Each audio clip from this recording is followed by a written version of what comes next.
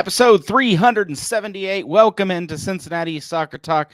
We have a doozy of an episode for you this week. FC Cincinnati win a thriller versus Philly and then lose to the rising former bottom dwellers of New England. Trouble is a brewing, though, however, in the back line as another center back goes down and Pat Noonan is forced to bring on the wing backs to defend like their lives depend on it.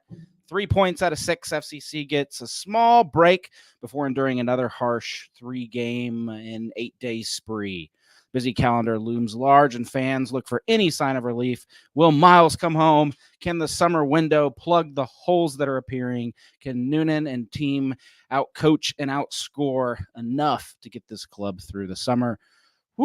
Let's dive into all of this on this episode of Cincinnati Soccer Talk. I'm Boston Brazel, joined by Brian Biedenbach, Justin Blair, and Jeffrey Tebbetts. Let's meet the team and go ahead and get their best and worst. Justin, was Saturday's match any better from the press box area? My man Jeff was in the press box. I actually got to bring my wife down to the game for once. That was fantastic. I can't keep up with you two. I know. I don't think they can in the comms team either. No, yeah, it was a great experience for bringing the lovely wife with me.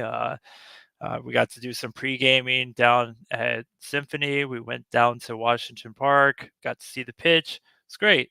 As far as the best for me would be, that would be my best, but I'm going to have to go with probably Lucho Acosta's celebration after the game-winning goal against Philadelphia.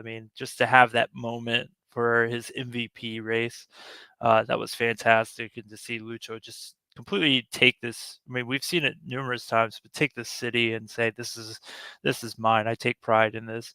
Obviously the worst is on the medical front. Some injuries to key players, injuries to players that we were hoping to see minutes this weekend.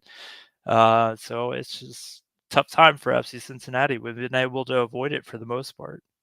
Do you become like a medical researcher anytime you hear like one of our players go down? You just get on Google, figure out like what it could be. Is it a hamstring? Is it an ACL? Oh no, is it only a pulled tendon? Well, that's only 2 months.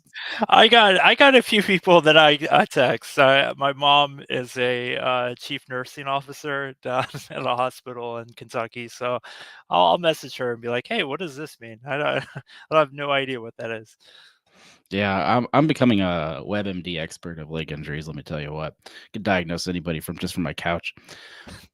All right, we'll bring in Jeffrey Tebbetts, the guy who was in the box this weekend. I hope it was better up there than it was from our seats. Man, how dare you, man? How dare you not keep track of who's up in the press box? We've got a schedule specifically for us, tag teaming that up there. But yeah, it was good to be up there. It's been a long time coming up there. And granted, I would have wanted to be in the crowd. The Revolution were my hometown team before I moved down here. And I did sort of mouth off a little bit offline and make a small informal bet. My friend was like, you got to wear a Revolution jersey for your next time you're on one of these live shows. I'm like, nope, I'm not doing that. So he's like, how about a Rhode Island FC jersey? So that's what I'm wearing tonight. The joke's on him because 1, it fits really well. And 2, Rhode Island FC came down and slaughtered Lou City for us 5-2. So, hey, I'm totally fine with wearing it for 60 minutes. It's totally good. Yeah, this is the week. This is the week to win that bet. Yeah, absolutely. Let's go into my best and worst. I'll say, well, the worst I usually start with 12 goals in the last 5 matches. Now, I know a lot of people are going to chalk that up to, you have no Miles Robinson, you have Matt Miazga off, you have Hagelin off, and you're experimenting with a line that's not used to being out there. But I also look at it and say Kip Keller was available off the bench. I kind of wish that he was put in there earlier instead of when Hagelin goes down, you have nobody to sub in anymore. If it's an injury, it has to be a head injury for that extra sub to count. So unfortunately, we just didn't have the center backs that could play defense. And you also look at how they did the first 14 matches, 11 goals in that span. So there's something that's distinctly incorrect with this defense, even though I know you can chalk it up to injuries and absences. But the best, I'm going to say, you never wilted in that match. You never felt you were behind the 8 ball. I think you can also say the same thing about the Philadelphia game, that even though they gave up a goal, you're sort of like, they still have something in them. They still have something in the tank. And they gave it to you 10 minutes after, 10 minutes into extra time. The New England game, I felt they had a lot of fight in them, even being down a man, being down 2 men. They almost equalized at the stroke of final time as well. So I call that my best, that this team still had a ton of fight in them, even though they didn't get the result they wanted on Saturday. Yeah, I think that's a good one. You can't count this team out when Lucho Costa's on the field, right? I mean, what I read, 6 game winners for the year. That's I don't think there's anybody else that's got that even messy. It's pretty crazy just for 2024. All right, Brian Biedenbach, welcome back to the show. I listened to your Natty SC special. finally found two seconds to put that together. And let me tell you, man, you're gonna put me out of a job. I don't know about that. Just appreciate the opportunity to jump in and host one of these shows, man. Looking forward to maybe an opportunity in the future. When you guys all go on cruises and go on vacation and stuff. So, yeah. So Jeff, to your point about, another guy not able to come in unless it's a head injury. We saw that happen. What was it, Atlanta? When, it comes out and tells Giacomakis that he's wanting to come out of the game, and keeper runs up and tells him, like, you got to fake a head injury. That's what we all assume he did, because on that next play, that corner, he bumps into somebody and grabs his head. Right? We could have done something like that, but we're not players like that. We're not animals. So. We don't do that. No. But yeah. So I guess, gosh, if we're starting with our worst tonight, it sounds that way. If I'm following Jeff. Caleb Porter walking out of TQL with 3 more points. Yeah, man, with all the injuries, with all the stuff, we still had the fight, like you said. But man, I just hate seeing that man. He is the perfect villain, I think, to FC Cincinnati, even more so when he was with Columbus. But just don't like seeing him walk out with 3 points. It's always disheartening. As far as my best, though, we talk about Lucho Acosta all the time and him being willing to put the team on his back and just go. I love seeing the growth in confidence in Luca Oriano. The hitting that ball from midfield that's one thing, man. That takes confidence. That takes whatever you want to say that takes, right? He hit that ball so well. He struck it so perfectly. An inch lower and the keeper has it. An inch higher, it hits the crossbar. The ball is beautiful, but he had the confidence to hit it. But beyond that, we're seeing him look like stare players down and say, I'm going to take you. Like, I don't care who you are. I don't care who's in front of me. I'm going to take you on. He's been creating for this team. It's not always been perfect, but he's been creating. I've seen him take the team and in moments just say, hey, come follow me. He doesn't do it as vocally as Lucho does, but he's out there. He's making things happen. And so we had one Argentine who was carrying the team. Now we got 2, and I'm really excited about what that's going to bring to the team as we continue on this season, especially with the depleted back line like we talked about and we'll continue to talk about tonight. Well, if you're listening live, you can put your best and worst in the chat. Our show, of course, is, as always, sponsored by Apollo Home. If you have not yet had your AC inspected prior to the summer, call Apollo or schedule your appointment online at apollohome.com. If you ever have HVAC, plumbing, electrical needs, reach out to Apollo. Give them a call, book online at apollohome.com. Tell them CST sent you, and you get it free of charge. Now I'm going to be in trouble because it's not true, but I wanted to say that at least once. I was about to say, which one were you reading, man? I have to rewrite my entire thing now for jersey swap. Just seeing if you guys are awake is all.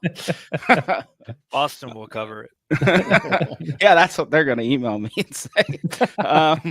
No, but they are awesome. They are awesome and totally worth it. I'm currently doing a bathroom renovation, and I got the guts I don't know how this fits in my best and worst, but my contractor goes, "Hey, you might as well replace your toilet while you're at it." And so I was like, you know what? It's time for it's time for a bidet. So get online, place the order, send. Don't realize a lot of things, guys. You need electric outlet for these things. So I gotta get electrical now. I dug myself a big hole. Apollo, I might need your assistance here shortly, but I now have a toilet that I don't know how it works, and it comes with a TV remote, so I'm in trouble. Oh my God! It's a good thing that Brian Weigel's not here tonight. He'd be all over you about this. Jeff, have you ever had a bidet over in Japan? Not only do I have a bidet in Japan, I have one about 10 feet outside of the room here. So I'll tell you, it is life changing. I've never used one. I ordered one, but I've never used one. So I like how this show is just like a toilet. It's gone down the tube. That's fine with me. All right, your best and worst. We got to try to get this thing back on the tracks. Kevin Michael, best never say die versus Philadelphia, and worst backline falling apart literally and figuratively. Heal up Nick and Matt. A good shout out there, Kevin. Jay Yates, Lucho running full sprint after playing 98 minutes. Jay, I think you forgot too. I think you forgot 2 minutes there, buddy. Didn't he score in like the 100th? Worst, Santos jogging after playing 6 minutes Saturday night. Thanks for that, guys. We appreciate it. And my worst was rushing back to the stadium. I had a family reunion this weekend, and so I actually got rid of my tickets. I was like, you know what? I'm not going to rush. I'm not going to try to do that thing where I dart from one side of Indiana to Ohio just to make a game. I'm going to be out of it. And then that leads into my best. Got work suite tickets land in my lap. So first time I've ever been in an FC Cincinnati box. Guys, let me tell you, the high life, there's a whole nother side of that stadium I didn't know existed. and no, it's pretty cool. It's pretty cool. Although I did figure out it's not for me. Like spending the money, because all I did is have the same 2 beers I would have had. And so I saved what's a beer in the stadium? $12. I saved $24, but my tickets were probably like, I don't know, $600 a seat or something. Did they have a bidet there? No, I don't think so. Listen to Boston. You don't even get your own bathroom. There's not like a bathroom, like a suite bathroom.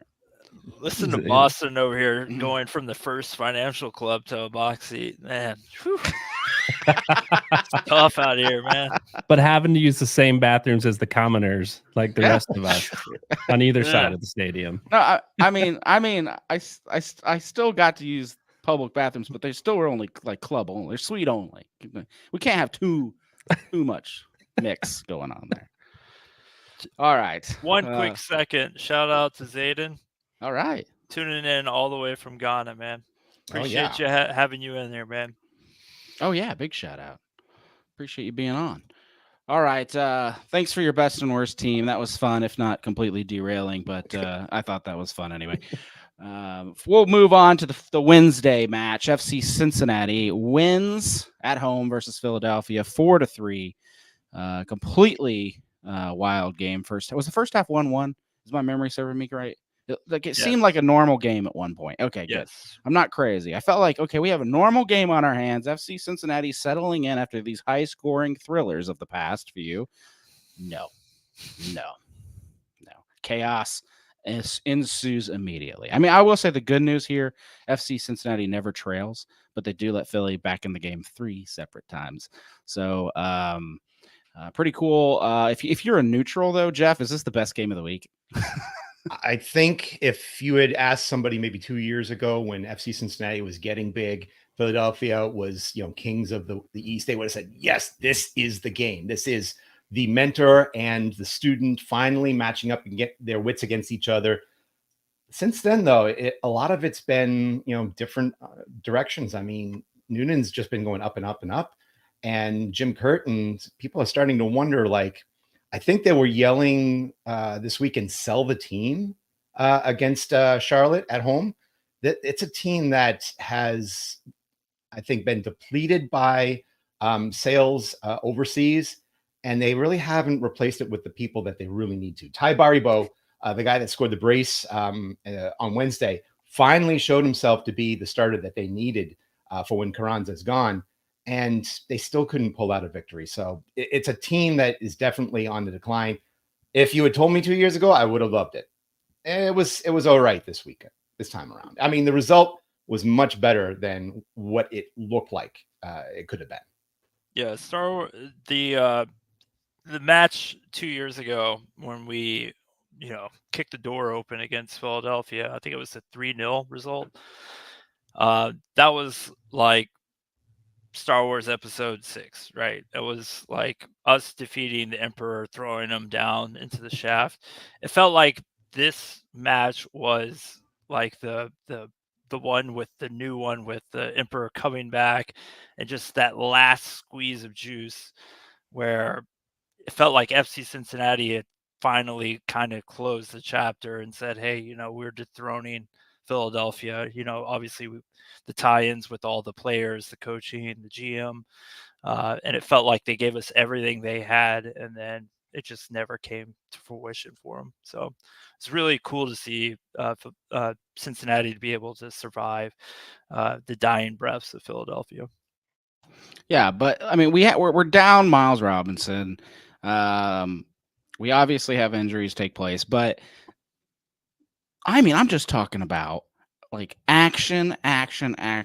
Brian, are you feeling me here? Like, I thought that was one of the best games I've watched. It was an exciting second half, no doubt. No doubt. And if I'm being completely honest, I forgot about this game because I was so disheartened by this weekend's game that I forgot we were going to be talking about this one until I saw the rundown. It just feels so long ago, but no doubt there was a lot of excitement. I was in and out of my chair watching on TV, and my neighbors heard me screaming in defeat every time Philly ties it up, and then heard me cheering and exclaiming when we scored the go-ahead goal 3 times. It was definitely a back and forth game. I love that the guys, man, they gave it all they had, missing that back line. We knew we were going to be leaky back there, but again, seeing some of those goals and the one from Morishano, the one from Lucho there at the end, like the guys just kept it going, and it was an exciting game, no doubt. Thank you. So I needed at least one of you to mention, like, this game had 2 freaking highlight, like, ESPN worthy goals. I don't know. I think we're all on different pages because I was so jazzed Thursday that I had trouble working. Like, I just kept checking Twitter, being like, has anyone else said anything new about this? Oh, is there another highlight angle I could possibly watch Orishano kick this goal again? Like, I don't know. I was just lit. I was lit.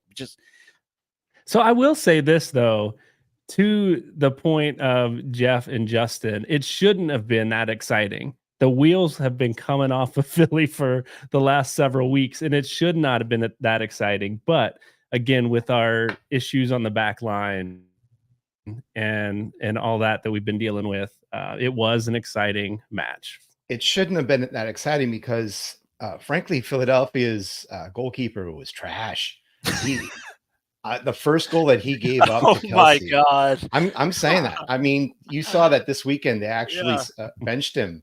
The first goal that he gave in to Kelsey, he was parked so deep into the net that I'm surprised he wasn't like actually in the net itself. Yeah, world's slowest header, right?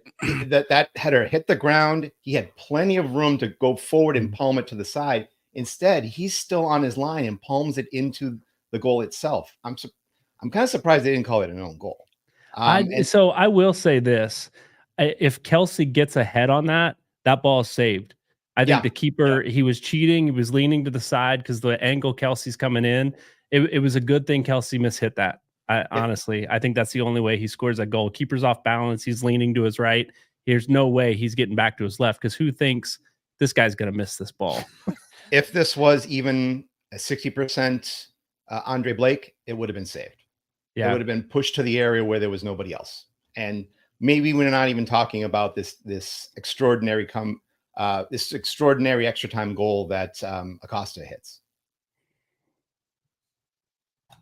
Yeah, well, you brought it up, so we'll go there next. Acosta, of course, putting the team on his back and saying, "I'll do it myself," which, I mean, we hoped we saw some also in New England. I was like, he's going to do it again. He's going to do it again.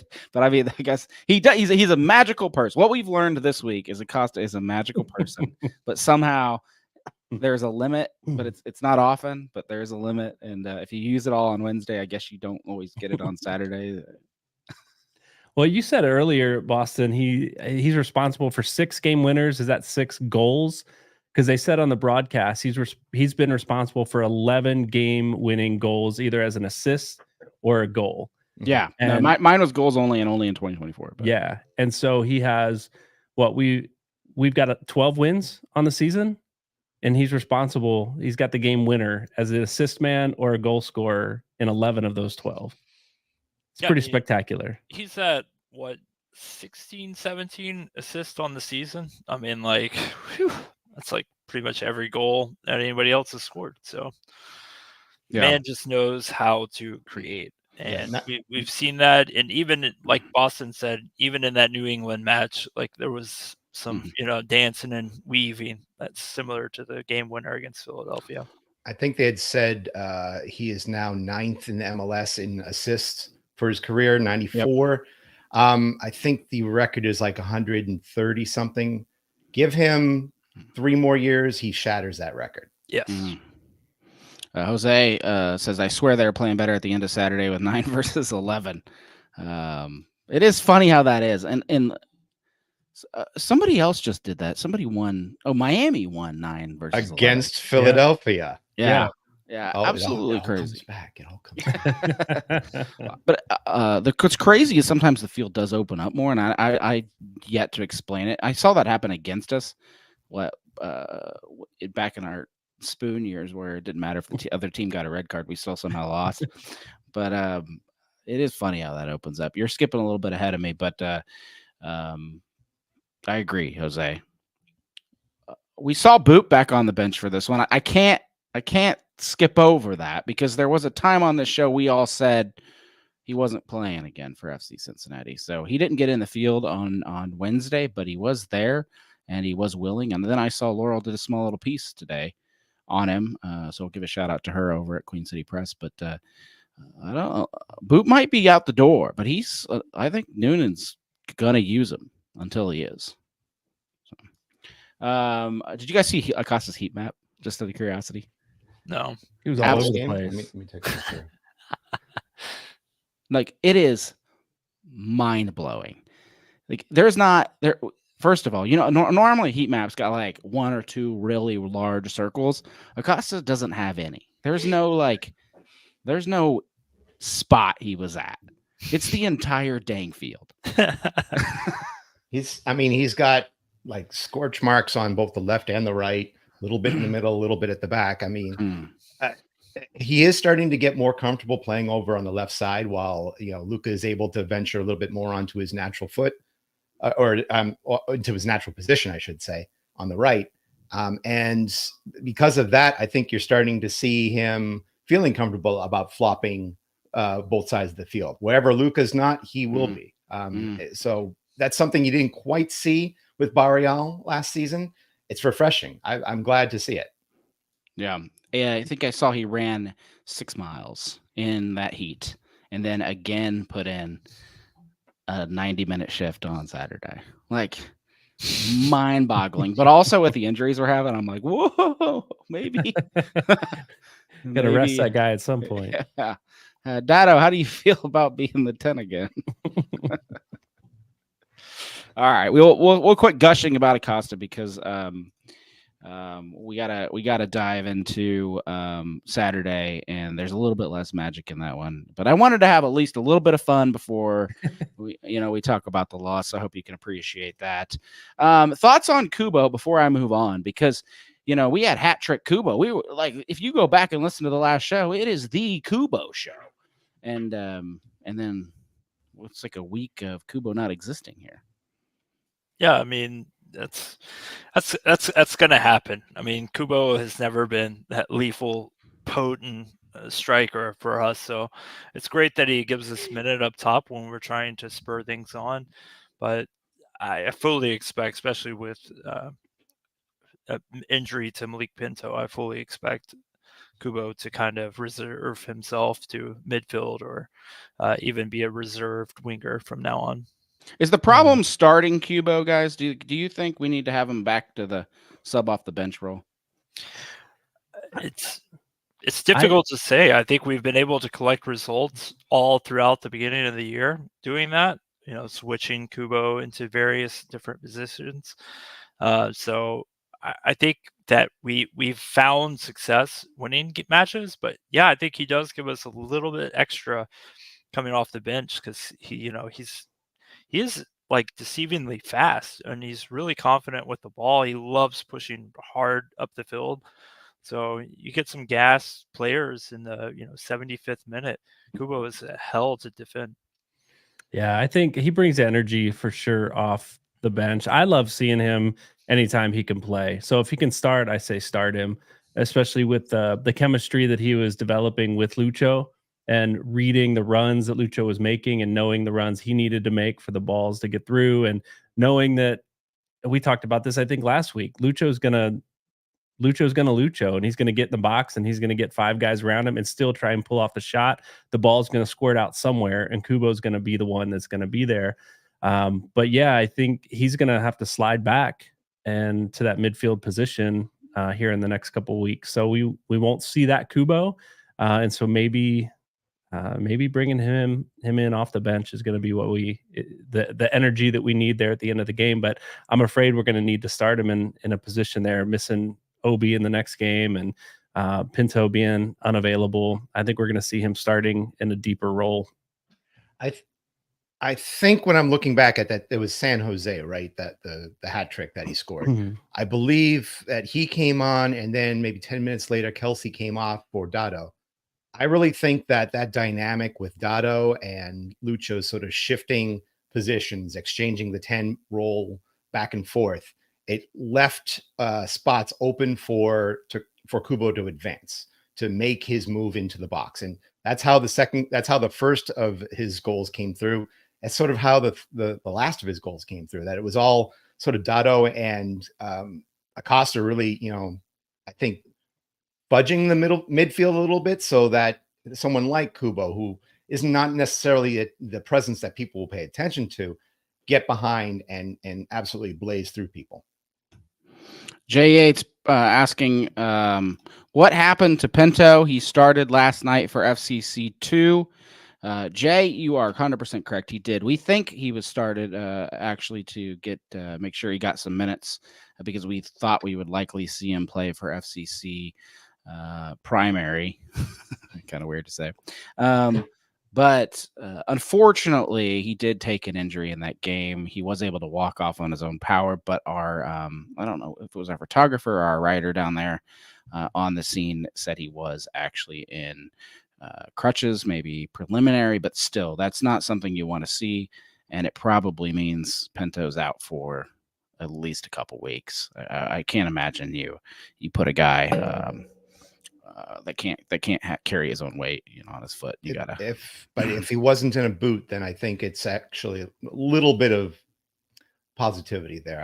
If he was in the boot, then there's absolutely no way that he's going to be able to play for like the next month. Yeah, I mean, all for show. He's coming out. He's playing. He's going to score some goals. He's going to do his Nick Hagland and throw the crutches away before he takes the sword out. Right? You think it's a you think it's all a big trap? Like they're looking out for Pinto? Like, oh no, will Pinto start or not? I think they're going to play like Stone Cold Steve Austin's music. Then you'll see Miles Robinson come out with like a Robinson 316 T-shirt on or something. And They're coachless right now, right? They're coachless. Dallas? Yeah. Is that what we're talking about? Yeah. Interim, but they've had a few good results. I think they had a 2-0 lead against Seattle before they let it go last week. So that's who they'd be facing next week. All right. Before we move on to the next game, let's give a big shout out to Beyond Exercise, the local physical therapy and fitness business that helps anyone get active and stay active. I see more and more soccer fans go into Beyond. It's kind of becoming the spot for FCC and people that are getting in shape for all their indoor soccer leagues or 3-on-3 pitch view leagues and stuff like that. But they've helped Nick Hagel and Brandon Vasquez with physical therapy and strength training during the off season. Ask the fellas at Beyond Exercise about their ACL prevention screening, which is piloted with Nick and Brandon. You can learn more at gobeyondexercise.com. We love those guys, and give them your support. They'll take care of you. All right, now we talked about the good. Let's move on to a little bit of the bad. I mean, on the plus side, FC Cincinnati only allowed 2 goals instead of 3, so there's your silver lining. The bad news, they both happened before we could even get on the board. So FCC fall 2-1 at home versus New England, much to the sold-out crowd's dismay. I don't know why we only lose at home. Like, phenomenal on the road. So look out, Dallas. We might not have any center backs, but we play like fire out there. Makeshift back line with Powell and Yedlin as wannabe center backs. So we kind of threw those wings in and said, "Here you go, guys. New defending." What do you guys think? Is Yedlin your center back of the future?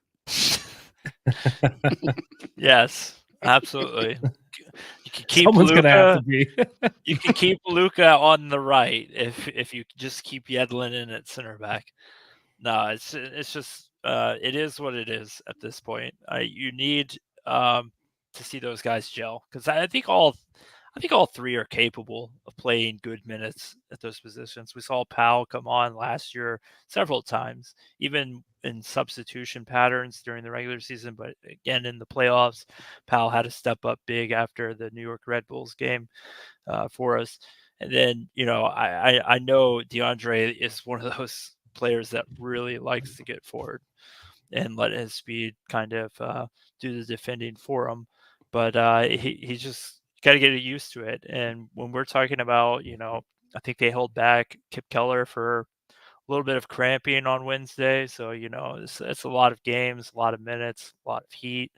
So you don't expect that to be the lineup going forward. But, for what it is, I think they did settle into the match after conceding the first goal. I think the second goal was a bit unfortunate, but it's just my 2 cents on it. That surprised me as well. You start the game with Keller and Hagelin on the bench, one natural center back and Ian Murphy. Are you doubting Noonan when you see that roster, Brian? I mean, you look at, of course, New England comes in on a hot streak, right? They're winning 3 games in a row. They're riding high. They come into Cincinnati to play one of the top teams, hottest teams in the league.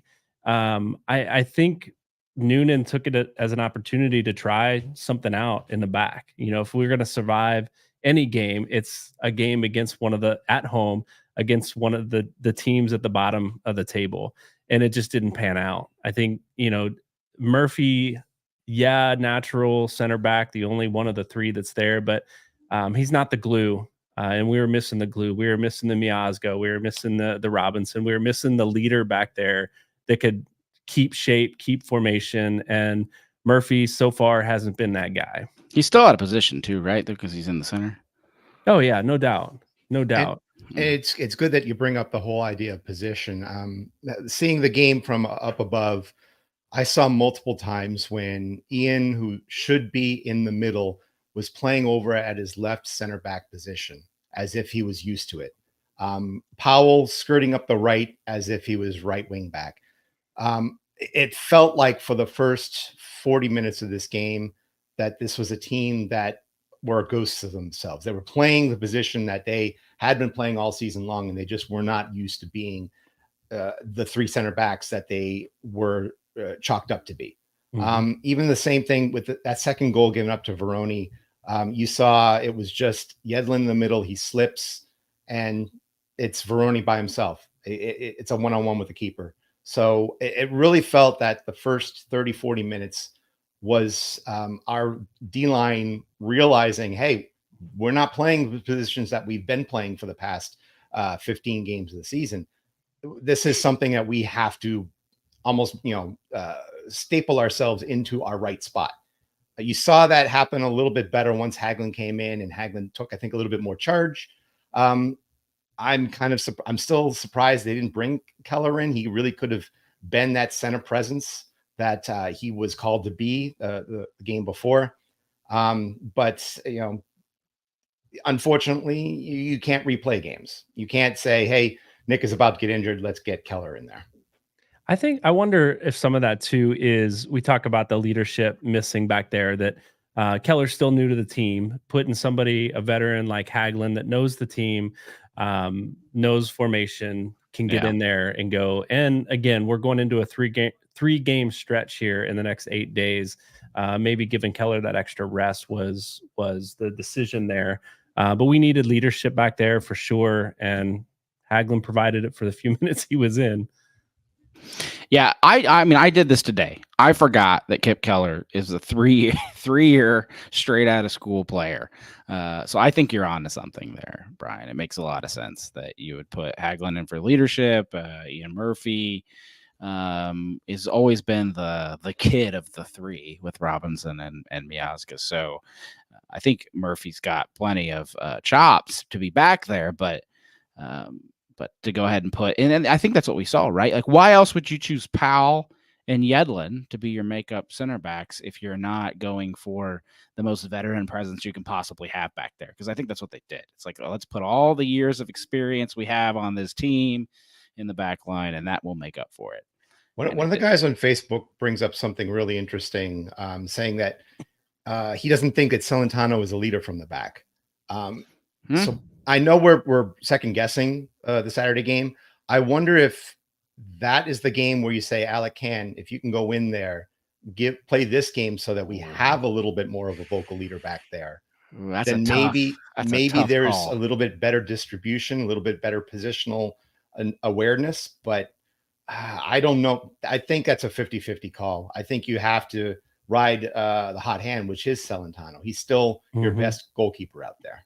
I love that take because I didn't see it coming from a mile away, but I don't know how you have that. I don't know how you have that conversation with Celentano. Like, when you shake his confidence to the core, like, hey, you're not good enough for this game. I think it would be one thing if it was just a glaring weakness, like it was a couple of seasons ago. I think this year, I think he's improved on it.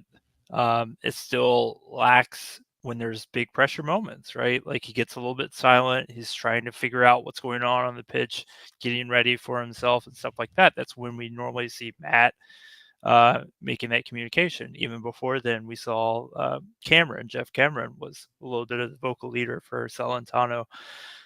So he's worked on it. I have definitely paid an extreme amount of attention because it's kind of one of those hills that I'm like, I really wish he would be that vocal leader. But yeah, I think he's gotten better. I think Jeff has a point, though. Maybe it is time to just kind of, mix it up, because it doesn't hurt somebody's confidence to say, hey, we're going with Alec tonight, as much as it does to consistently leak goals. And I don't think it's his fault, but I think that at some point, his mentality is going to shift a little bit because he's just not as confident with his guys, and we want Celentano to be playing big at the end of the year. Yeah, just to chime in, that's a position that I played, and not certainly at that level, but I will say that when you have different guys playing in front of you, it's hard to play with the same amount of confidence that you do normally, right? Even if it wasn't the stellar center backs of Miles Robinson and Matt Miazga in front of you, the players that play in front of you consistently. That's not a position that often gets subbed out. And we were just missing everybody. And so that it maybe not shakes a keeper's confidence, but it shakes their, the chemistry that they have with the team and the positioning. Like, I don't know if this guy's going to get back on the left side to cover, so I have to be in a different position as a keeper to cover a different part of the net, when normally I would know, Miazga's got this, I'm going to step back here and wait for that ball to be crossed, right? So it changes everything about your mindset in that role when you've got three guys in front of you that have never played in front of you together ever before.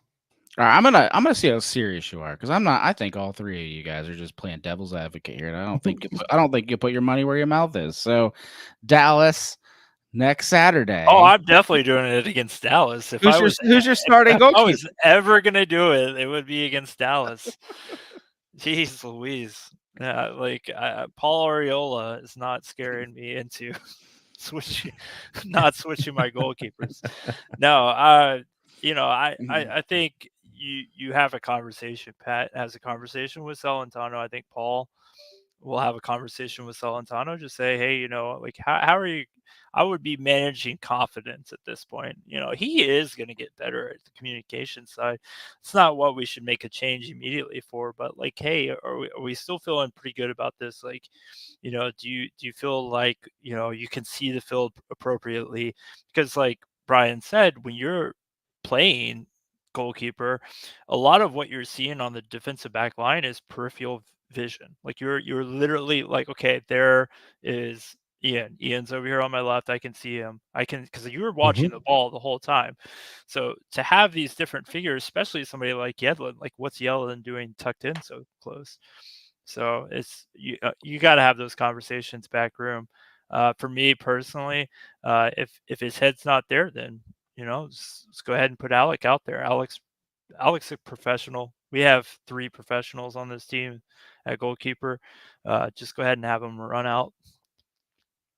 Yeah, I think you might want. Sorry, I think you might want to consider it, especially with the whole 3 matches in 8 games thing. These guys are going to get demolished by another string of heavy heat and humidity, especially down in Dallas. And Dallas is not an easy place to play at either. Dallas is 5-2-2 at home. Their last home game, they ripped up, I think it was Minnesota 5-3. So they've got some offense. They're going to go right for the jugular if they know that this defense is weak. And especially if we're not confident in the goalkeeper that we start. Yeah. I will say, as much as what I just said about positioning of defenders, that is also, as a goalkeeper, when you grab your center back by the jersey, you get in his face and you tell him what he needs to do, or the other guys what they need to do when the ball is out of play. Like, you have to take control. And I guess I know that's the topic of conversation now, that is he willing to do that? Is he able to do that? But I do need to see that more out of my keeper. All right. I mean, you guys stood by it, so I'll give you that. I'm starting Celentano though. But I will say that we have to. I don't think it has to be Roman, but somebody has to take Matt's spot until we have Matt back there in spirit, or Matt possesses another one of our center backs. We're gonna have problems because he is so strong of a leader that when Acosta goes off the field, he runs straight to Matt and hands him that wristband, because there's no one else that has the authority of this team that he does. And so, yeah, it is the biggest thing. Even Miles Robinson helps getting him back, but he's not the solution. Having a true Matt Miazga back there in some way, shape, or form is going to do wonders, I think, for FC Cincinnati. I didn't plan on going on that rant, but sorry. All right. So who are we down to? Just out of curiosity. I saw this. Let's see if I can get it up. I saw this on Reddit today. Noonan's all attackers. That's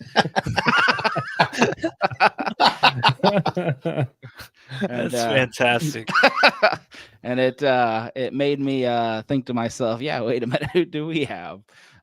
Because Keller is still iffy. I mean, if you remember, he took a knock in that Wednesday match. They said it's just cramps, but there was precaution there on Saturday. So I imagine we'll assume Murphy and Keller are back, but Murphy's now ran a whole bunch, two 90-minute games in a row. So I don't know what we're doing. I assume we still have to go back to Yedlin or Powell, or are any of you looking at FCC2 at this point? Are you calling Joey home from his Hartford loan? Yes. What's your big plan here?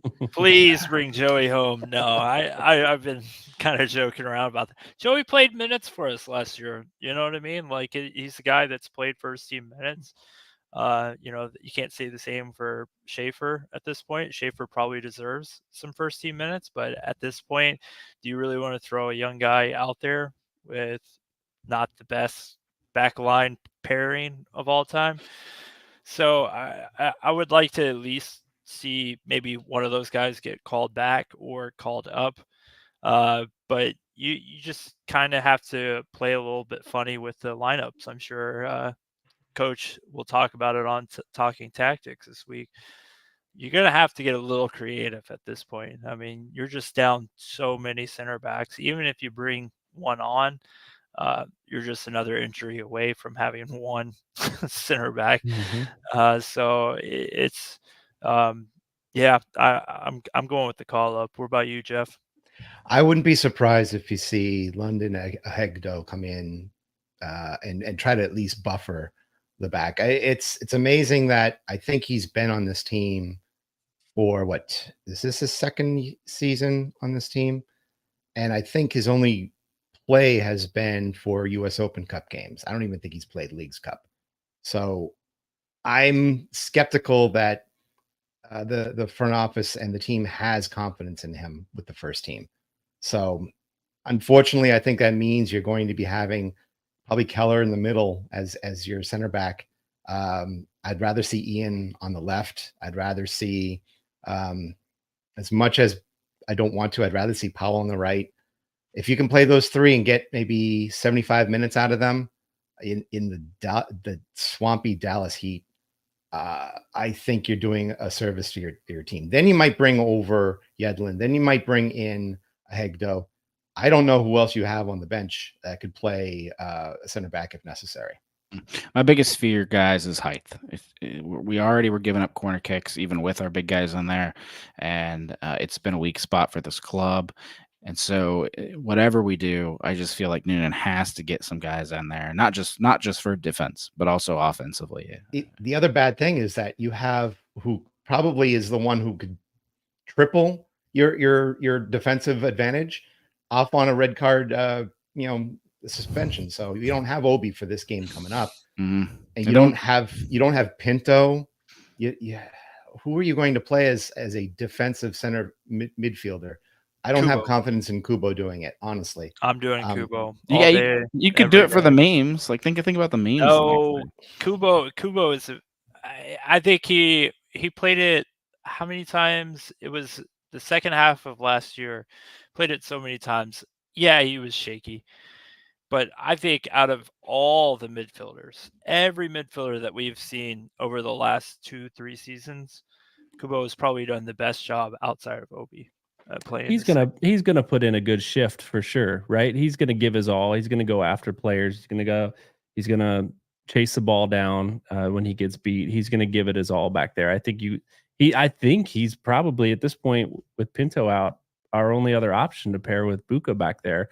I wonder, do you think we sit back and we play kind of a shell back there in the box and then look for counterattacks? Or do you think we go full on? We got to go full on, in my opinion. I think we have to rely on transition defense. I think that's one thing that we can trust about these young guys is they're, pretty fit. So we just have to go for goals. We have to throw our attacking prowess out there. We can't turtle. We'll make mistakes. We'll get out of position. We're terrible. We're not great at set pieces. So is your plan play like the 2023 Columbus Crew, Justin? Yes. Just go. Just full on go every 10 seconds. Put Buka up there in the box. It would be great.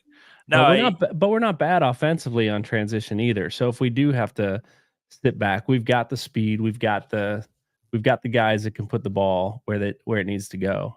I'd like to see, people like Dado Valenzuela or Lucho Acosta or even, Bupenza have a little bit more of the possession up near around the box and just find ways to, kind of like at the beginning of the year where we just kind of sat in front of the box and we weren't able to get that final goal, but we were eating a lot of minutes, a lot of possession. It was really easy to defend during those days. Do we see Steven Jimenez play?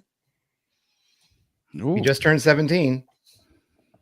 I'd like to see him out there. I'd like he to can see what drive down there brings. if he wanted to. Could be a second half thing, like if we're up, but which, by the way, is how you win the game. Like, what's the difference between Wednesday and Saturday? It's this easy. We scored first, so just score first and done. I wish it was that easy. That's all it is. It's just solving problems over here on Austin's got it, man. Podcast. Come on, Pat Noonan. I know you're the first download every single week. There you go. There's a free strategy straight from the host's mouth. Tom Kinnear just spit out his drink. So you asked the question, Jeff. I haven't seen Jimenez play often. He's been on the bench a lot this season. He's gotten a few minutes here and there. I haven't seen him play with FCC2. Is he more of an attacking mid or defensive presence? I always thought he was just mid. I don't mean it in the sense of he's mid as in, but yeah, he seems to be able to play both sides of the coin. I think probably he's a little bit more offensively trained, but if you need someone to plug in the middle, then, maybe you see Buka come back and play a little bit of a defensive portion there. It might be one of those things where we're like, Pavel, Pavel's doing a great job. I'll say this. Mm-hmm. I think Pavel's really matured out there as not necessarily a leader, but as a person that's really been a facilitator. But you might ask him to pull back a little bit more in this game. Yeah, I like it. Enlightening.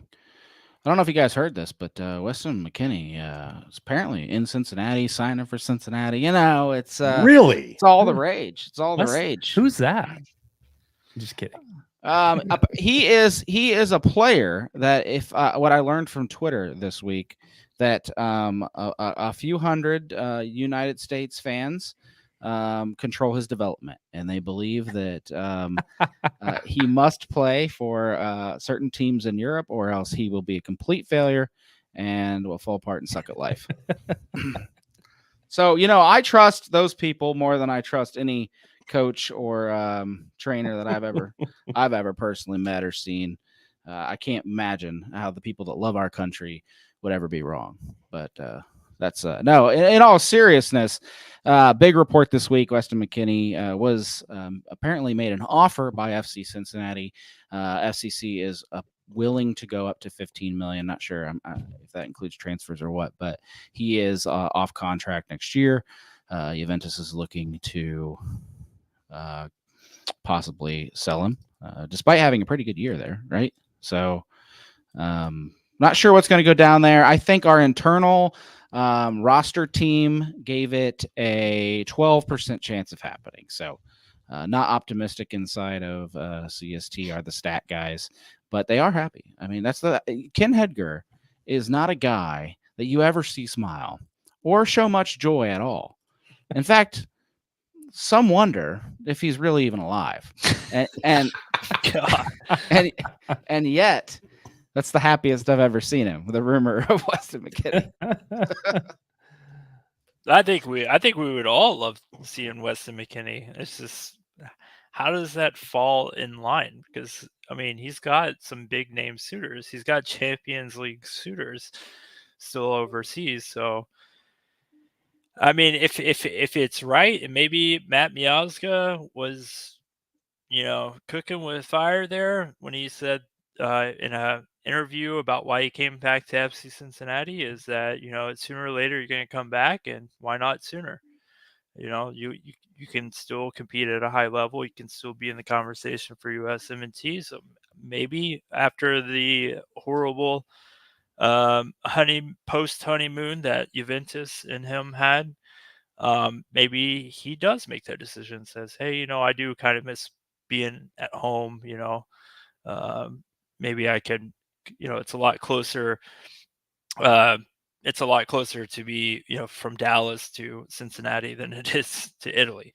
So maybe that's in the cards for him. You never know about these players, right? They all have their own motivations, and again, we'll go back to say it. Greg Berhalter is not afraid to take MLS caliber players and put them on the roster. So I think he's safe for a World Cup. Ambition, though, right? It's ambitious, but I'm trying to remember. I'm trying to remember like if there was ever an influx of players coming back to MLS right before a World Cup cycle. Usually right after, though. I mean, Yeah. I'm trying to remember when Clint Dempsey came back, the likes of that. But Clint Dempsey was also well into his prime. He was into his 30s when he came back to MLS. Yep. McKennie is 25, Yeah. 26 at the beginning of the next season. Mhm. He had 10 assists, I think, in 38 games for Juventus. Not bad. He didn't have any other goal contributions other than that. I think he had more. He had a few yellow cards, but I think he might be somebody where Juventus is like, he's good, but we can also get 10. I think we can get 10 assists from someone else in the system. So I think they'd be willing to part with him. The question is, what does happen to people that come back over to the motherland? Do they get out of service with, the likes of the U.S. national team? What happens if Berhalter gets canned after the Copa America? There's a lot, I think, of influx, a lot of questions in mind. I just don't think you can say heads or tails of it right now. Yeah. Well- I was just going to say, I think the two things. MLS is a different league now than when Dempsey and the crew came over. Donovan. Absolutely, Yeah, it's a totally different league now. It's growing. It's not on par with Premier League. I'm not saying anything like that, but it's a growing league, and a player of Weston's status and ability, I think, only enhances the league if we can. That's what we're trying to do, right? Is bring in players that can up the quality that we're seeing on the pitch. As much as Boston, you were referring to the U.S. Fans that want all of our players in Europe, and that's great. It's fantastic that all of our players in Europe, but we saw all of our European starters on the pitch against Colombia a few weeks ago and just get destroyed, right? So that doesn't necessarily equal success at the national team level. Yeah, and playing in MLS doesn't mean you immediately can't develop. That's Exactly. that cracks me up. Exactly. Yeah, and I think too that on the other side of that is it is ambitious for. I just love that FC Cincinnati is going for a name like this. Like we always hear, you'll hear it'll be a big name, it's a big player, but it might be a big player in a Turkish league that I've never heard of, right? But we're going after players that are big names, not just here in the States, but they're big names overseas as well. And so I'm excited about whether he comes or not, that we have the ambition to get a player like him here in Cincinnati to play. Yeah, absolutely stupid takes out there. Now that you brought that up, because I saw that one that said if McKennie signs for FC Cincinnati, they should immediately bench him to fire a warning to other players not to join Major League Soccer. I will say ahead. that this season, just looking at the stats, you could argue that this season has been his best season. I mean, 10 assists in Serie A in the Italy Cup. That's pretty impressive. But he's also played this season, I think, the most minutes ever for one team in one season. So I think he's done a commendable job, that he deserves a big payday somewhere. And maybe MLS is the side that wants to give him that payday. I think also you have to remember that Juventus have failed to win the Scudetto 2 years in a row, and that Juventus needs to make changes. And McKennie is somebody that you can target. It's a good point, because I was wondering why they're letting him go, so I didn't know that. Yeah, so that's the big news. I tell you what, though, if you're going to take anything away from this, regardless of what Weston's fate, like we said, we think it's a low percentage chance. What you can walk away from this is we heard rumors, 2 weeks ago about how FC Cincinnati was looking at big names. And I don't know if you guys did the same thing I did, which was go in your head, well, how big of a name can it be? And then it's Weston McKennie. So if that's one of the big names, who are the others? Like, what's going on in the FCC front office? Are we just going to shoot these rocket shots off across the bow and just see which one of them comes in at 15 million? It's not a bad game to play. I mean, I'd rather be a fan of a team that's shooting $15 million off, $50 million offers out the door, trying to be aggressive, trying to make a statement. Not only that, I feel like it ups Cincinnati's profile around the league. Every MLS player heard that story. Like, holy crap. Like when you're looking in the transfer market next year and you're a free agent like Miles Robinson was this offseason, are you going to go play for a team that's like been closed wallet, or are you going to go play for the team that is going to go get you teammates? Yeah. So, and it's not just about the money. It's from day one, FC Cincinnati has done things the right way. They built the right infrastructure. They brought the right people in. They made sure that soccer in this city was head and shoulders above the rest of the competition. They've done it. And now the wins are coming along. So it's become more of attractive. And a great coach, great GM. Why not come to Cincinnati? I can hear the look on Jeff's face. I can't wait to hear what actually comes out. You're saying day one. I mean, I've been following it since 2019, and day one was not as good as day one of 2024. Yeah, not results. I understand. We always spent money. We just didn't know where to spend it. We just got Cortland's hand-me-downs. I'm talking about the facilities. Look at that Mercy Health Training Center. I mean, we have the proper. This is a professional soccer team. This is not just we threw it together with leftovers from the Falcons or the Patriots money. This is a first-class franchise. It's just the money had to be spent on personnel the right way. Yeah, I think this is a high risk, high reward type of team. You take a look at your Nashvilles, you take a look at your St. Louis's. They are low risk, low reward, hoping that the ceiling gets just a little higher every season. But this, at least with FC Cincinnati, you can't fault them for not swinging at the fences. You can't fault them for playing, limp-wristed, versions of poker, that you are going all in when you can go all in. I just want them to be smart about it. We've got a few weeks until the transfer window officially opens. So definitely, play your cards, but also you've got Albright. You've got a front office that's smart about it.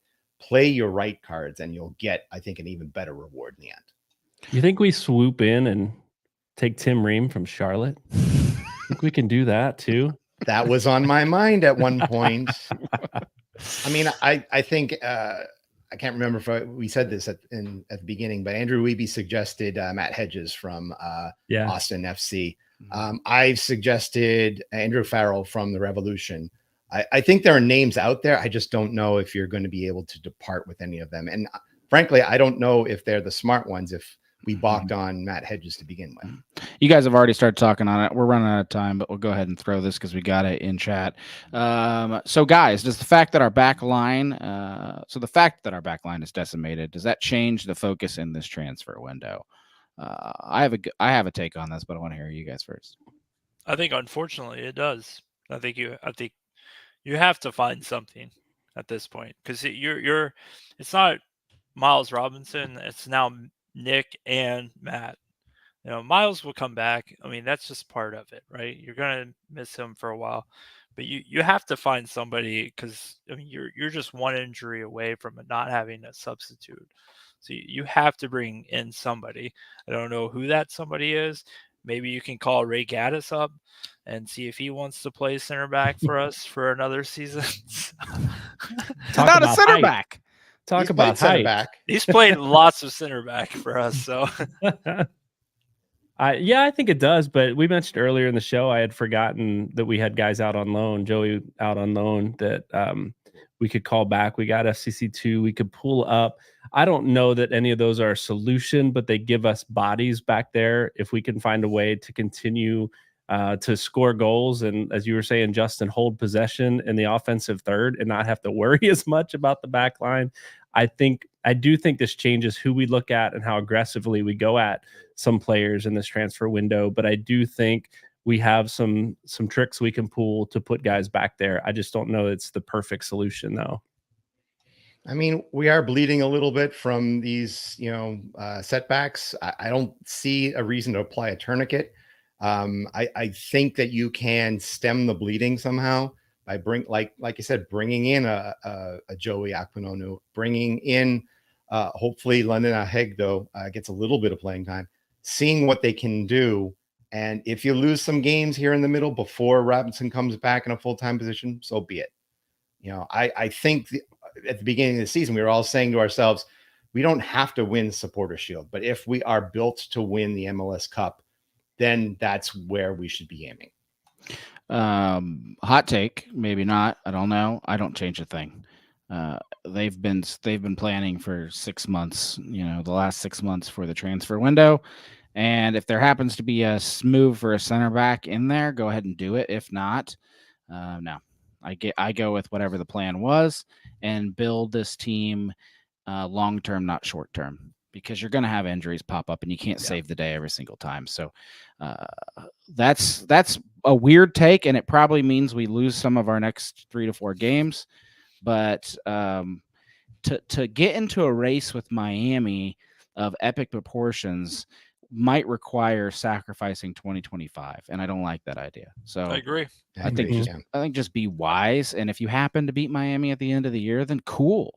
But yeah, you might. Here's the crazy thing: you might go out there, waste your DP on a center back or something stupid, and then you get some of these guys back in time. Like we still don't know Miazga has exploratory surgery, so they're not even going to know how long he's out till he's in there. And then you might get Hagelin back in 2 to 3 months, and you could have some of these guys back before the playoffs. I know, Jeff, but it's possible.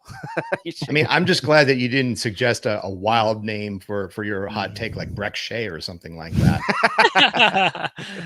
He does play well here. But he's retired, right? He's out of the league. Oh yeah. Yeah. Well, now if we were going to do that, we just signed Ledesma to be work for FC Cincinnati's the staff. So just call him in there.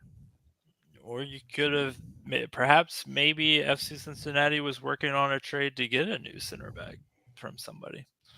So yeah, well, I think that will happen. We brought one up a week ago, although I'm pretty sure it was tied to Biasca, so I don't think so. But no, Robinson, right? Yeah, yeah.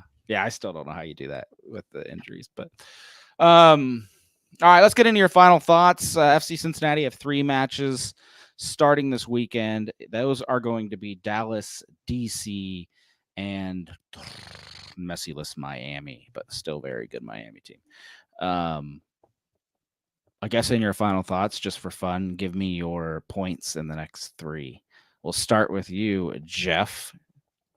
Give me 4.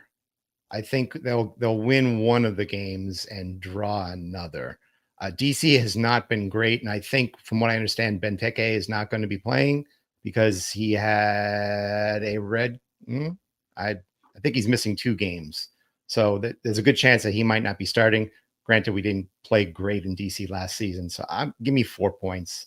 And also, if we're doing final cuts, if we're doing our takes, they had just announced today that they're going to be mentioning the September friendlies pretty soon for the U.S. national team. And it sounded like in September, they're going to be coming to Cincinnati. I missed that. Yeah.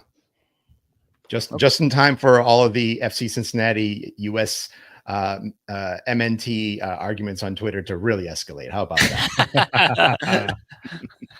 It's going to be fun going out to the bars that night. Yeah. Well, I mean, it'll be nice. Weston can play for his hometown club in SoCon Stadium. All right, Brian, we'll get your final thoughts. Yeah, I think I'm going to go. I'm normally the optimist here, but I think I'm going to go with 3 points in the next 3 matches. And I don't know if that's going to come off of a win or if that's going to come with 3 draws, because we have offensive firepower now that can hopefully keep up with whatever we leak in the back. So I'm going to go with 3 and hope for more than that. But my final thought is, I'll say this: I've not been, and everybody knows this, I've not been a big fan of Aaron Bopenza. I think his attitude on the pitch, I think the way he plays, the style hasn't seemed to fit. And we've all been hopeful, right? We didn't think he was coming back, first of all, but we are hopeful that maybe he learned something in this time off. And I will say this, to his credit, there was a play that Lucho hit the ball to him, and he looked where Lucho was running and headed the ball right down to his feet instead of trying to take it and turn it, which I think the old Aaron Bopenza would have done. It gave me hope that this guy can fit. It gave me hope that this guy can be a team player here for however long he's going to be here, whether that's 2 or 3 more matches or, the rest of the season. I don't know, but gave me hope that something has come in his time off, that he and Lucho maybe can find a way to play together. So that's my final thought for tonight. Appreciate it. Solid. As always, Justin, what's going on, man? I'm up here in Dayton, Ohio, by the way. Gonna go to a Dayton Dutch Lions match tomorrow. So I'm super excited for that. I know Ethan Herzog is gonna be kind of babysitting me for the night as I cover the match, make sure that I don't run out on the field, throw my shirt out. So that's gonna be fun, man.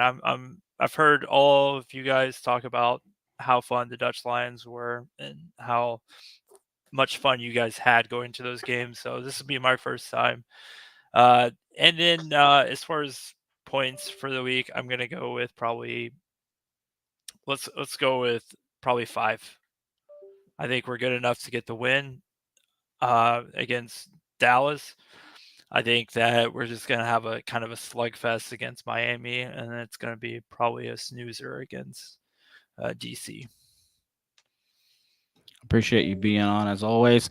Yeah, I've done some Dayton Dutch Lions matches. It's been a couple years, but I went up there with Mr. Lance a couple years ago. I think he was still doing some stuff for them, and had a good time. He showed me around, walked me through the press box. I don't know if they still play in the same spot, but I'm a little jealous. So it'll be fun. My points, I'm going to give them 6. They win both road games, and drop again at home. Oh, both road games. Wow. Yeah. That's just the run of form they've been on. They're better on the road than at home. It doesn't make any sense, but that's what I'm going with. FCC don't always make sense. So, had a great show with you guys. Thanks for tuning in. Thanks to everybody that supports us over on Patreon. We are getting the Growler Cup standings updated and out to you here this week. And the next 5 matches will be released. So I haven't forgot about you. Working on that currently. I hope you got your picks in Saturday. I bet most of you were wrong. I tell you what, FCC fans do not like picking against their team. Thanks for tuning in, though. It's been a great show, and we appreciate having you. We'll look forward to the next one. Hopefully, there's some movement here coming up soon with these windows and matches. So we'll see you again next week.